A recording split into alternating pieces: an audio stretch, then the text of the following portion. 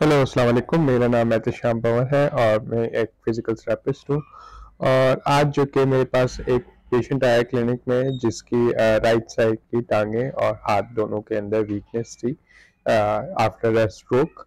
तो फालिज के बाद जो है उनकी ये सिचुएशन थी जिसके अंदर वो खड़े नहीं हो पा रहे थे। खुद से जो है उनके लिए बैठना भी मुश्किल हो रहा था। तो उस इन पेशेंट की डिमांड ये थी कि मुझे जो है एक्सरसाइज हमारे अटेंडेंट को सिखा दें। हमने अटेंडेंट हायर किया है और इसकी जो है ये इनको ट्रेन कर दें क्या एक्सरसाइज है। तो मैंने कहा जब ट्रेन कर रहा हूँ तो ट्रेनिंग के साथ साथ वीडियो बना दूँ। तो इस वीडियो में जो है मैं ग्लूटियस मीडियस का स्ट्रेच दे रहा हूँ। इनके ग्लूटियस मीडियस पे बहुत टाइटनेस मिली।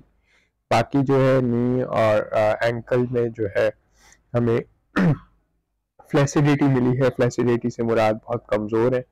तो सबसे पहले तो मैंने जो कि है रेंजेस को जो कि है ख़त्म होने से, सख्ती बढ़ जाने से बचाने के लिए मैंने क्या किया, उनको सिखाया कि किस तरह से आपने जो है इनको इनके जो हिप को जो है इंटरनल रोटेशन में लेके जाना है।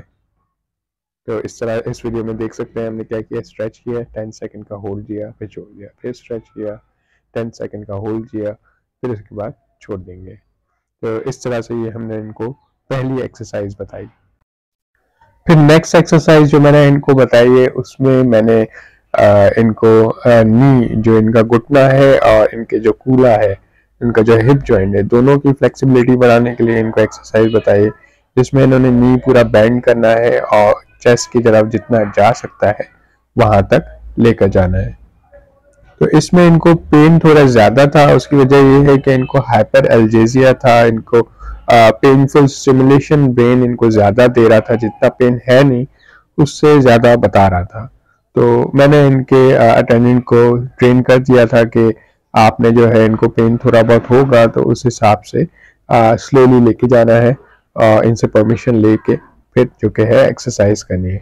और उसके अंदर जो है इसके पास दो चीज़ें आ रही हैं। एक इलियोसॉस जो इनका मसल हिप का हमारे पास फ्लेक्सर है उस पर जो है आपका स्ट्रेच आता है। उसके अलावा जो है आपके हिप के अंदर फ्लेक्सिबिलिटी भी इम्प्रूव होती है। आप ये देख सकते हैं ये अपना दूसरा जो नी है उसको बेंड करते हैं ताकि इनको पेन कम फील हो, ताकि स्ट्रेच कम आए, और जब स्ट्रेच कम आएगा तो फिर पेन ऑटोमेटिकली डिक्रीज हो जाएगा।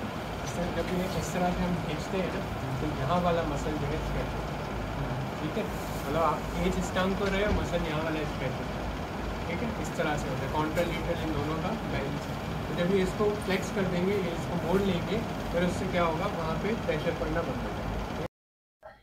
इसी एक्सरसाइज में फिर मैंने इनको बोला कि एक और टेक्निक इनकॉर्पोरेट करें जिसको मैं बोलता हूँ कि एक्टिव स्टिमुलेशन टेक्निक। इसमें हम क्या करते हैं, पेशेंट को बार बार बोलते हैं कि भाई ऊपर उठाओ, टांग ऊपर उठाओ, पीछे ले जाओ, पीछे ले जाओ, पीछे ले जाओ। तो पेशेंट जिनके पास सेंसेशन नहीं है, उनकी स्टिमुलेशन नहीं है, उनके मसल्स उनकी कमांड के साथ इनकॉर्पोरेट नहीं करते, वो कोशिश करते हैं उठाने की लेकिन नहीं उठ रहा होता। तो ऐसी कंडीशन के पेशेंट्स को जब इस तरह से बोला जाता है तो वो अपने दिमाग से एफर्ट लगाते हैं। जब वो बहुत ज़्यादा एफर्ट लगाते हैं तो नर्व्स की तरफ सिग्नल्स जाता है, ब्रेन से नीचे डाउनवर्ड जा रहा होता है, और जहाँ उनका नर्व का ट्रैक जो है डिस्टर्ब है, जहाँ से वो इंटैक्ट नहीं है, वहाँ पे फिर उनका जो है प्रेशर आता है और सर्कुलेशन इनहेंस होती है। और जब बॉडी को पता चलता है कि भाई मैं एक काम करना चाह रही हूँ वो कर नहीं पा रही, तो बॉडी उस चीज को फिर रिपेयर करने पे एम्फेसाइज होता है और नए नर्व्स को जो कि है रिक्रिएट करता है ताकि वो जो काम है, मोटर एबिलिटी है, उसको लर्न कर सकें, अपने घुटने को छाती की तरफ ले जा सकें। अब फिर उसके बाद मैंने दूसरी एक्सरसाइज सिखाना शुरू कर दी है इसके अंदर, जहाँ पे मैं आपको बता रहा हूँ कि आपने अपने घुटने को सीधा रखते हुए सीधे सीधे टांग ऊपर उठानी है। और ये हमारे लिए वॉकिंग के लिए जो है ये सारी एक्सरसाइज बहुत जरूरी है, क्योंकि जो स्ट्रोक का पेशेंट होता है वो सबसे पहले ही हमारे पास वॉक करना सीखता है। तो अभी मैं एसएलआर करा रहा हूँ जिसमें उनके एक्टिव इनकॉर्पोरेशन बहुत ज्यादा है। जब स्टार्ट करते हैं इनिशिएट ये खुद करते हैं, शुरू में झटका देते हैं, ऊपर उठाते हैं, फिर थोड़ा और उसी रेंज को कंप्लीट करने के लिए मैं और ऊपर लेके जाता हूँ। अब इस पेशेंट की सिचुएशन थोड़ी सी पेनफुल है जिसकी वजह से ये थोड़ा विड्रॉ कर रहा है। हर स्ट्रोक पेशेंट इस तरह का नहीं होता, लेकिन मेरा वाला ये जो स्पेसिफाइड स्ट्रोक पेशेंट है उसको पेन ज्यादा होता है, जबकि फिजिकली वहां कोई चीज प्रेजेंट नहीं है, लेकिन मेंटली उसका जो दिमाग है उसको कहता है, उसको सिग्नल्स दे रहा है कि भाई उसको बहुत ज्यादा पेन है।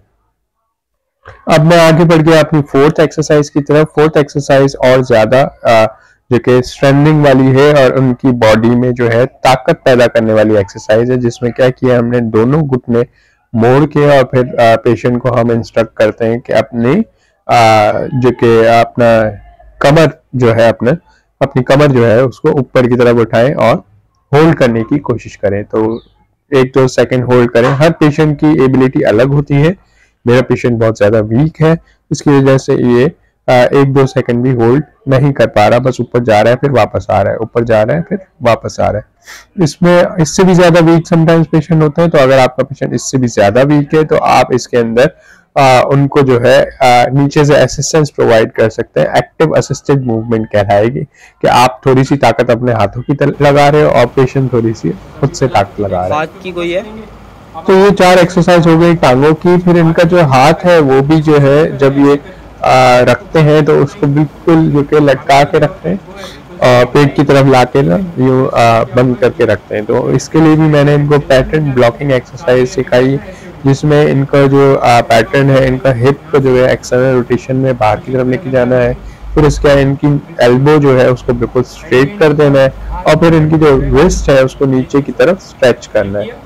तो ये सिंपल एक्सरसाइज है जिसके अंदर मूवमेंट 4 जॉइंट्स पे एक साथ मूवमेंट हो रही है। लेकिन जब आप करने पे आओ और एक दफा पैटर्न बॉडी को सिखा दो, एक पोजीशनिंग अच्छी कर लो, तो आप सिर्फ एक हाथ से जो है उस चीज को पेट की तरफ लेके जाओगे और फिर नीचे ले जाओगे। फिर मैंने एक और टेक्निक इनको सिखाई जिसके अंदर हम 2 चीजें कर रहे हैं, सुपिनेशन प्रोनेशन, वेस्ट की मूवमेंट भी रिस्टोर कर रहे हैं और साथ में एल्बो की भी फ्लेक्सिबिलिटी एनहांस कर रहे हैं।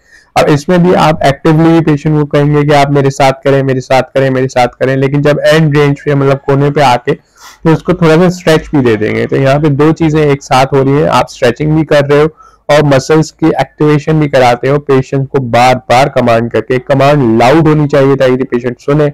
आप जितनी ज्यादा दफा बोलोगे पेशेंट उतनी ज्यादा दफा चांसेस है कि भी ट्राई करेगा। इसमें मैं क्या करा रहा हूँ, वेस्ट की एक्सटेंशन करा रहा हूँ, मतलब वेस्ट को हथेली को ऊपर की तरफ उठाने की एक्सरसाइज करवा रहा हूँ, जिसमें कोने पे करके और मैंने उनको बोला अपनी हथेली ऊपर उठाए। अब जो है नेक्स्ट में क्या करा रहा हूँ, उसको एक्टिवली करा रहा हूँ। जो एल्बो की फ्लेक्शन है, कोनी को मोड़ने की जो एक्सरसाइज है वो उनसे खुद से कह के करा रहा हूँ कि आहिस्ते आहिस्ते। अब जब मैं खुद से एक्टिवली कराता हूँ तो मैं बहुत स्लो लेके जाता हूँ, पेशेंट की मूवमेंट में स्लो लेके जाता हूँ। उससे फायदा क्या होता है कि जब आप स्लो लेके आ रहे हो, लेके जा रहे हो, तो पेशेंट को चांस मिलता है ज्यादा कि वो अपनी स्टिमुलेशन करे और सम टाइम उस स्टिमुलेशन के दौरान कुछ झटके पड़ सकते हैं, कुछ शेकिंग हो सकती है किसी मसल की। तो जब वो शेकिंग वगैरह हो तो वो और भी ज्यादा पॉजिटिव स्टिमुलस होता है। फिर उसके बाद शोल्डर की रेंज लिमिट ना हो, इसके लिए मैं शोल्डर्स को ओवरहेड एक्टिविटीज करा रहा हूँ। ये सारी एक्सरसाइजेस का मकसद क्या है? 2 मकसद है, एक फ्लेक्सिबिलिटी मेंटेन करना और दूसरा मकसद ये है कि हर एक्सरसाइज के अंदर आपने जो है एक्टिव जो है उनकी स्ट्रेंथनिंग करानी है, मसल्स न्यूरल रीजनरेशन मतलब नर्व्स की रीजनरेशन को स्टिमुलेट करना है, प्लस मसल्स को एक्टिवेट करना है ताकि कम से कम वो ग्रेड 1 पे तो आए, ग्रेड 1 ग्रेड 2 पे आए।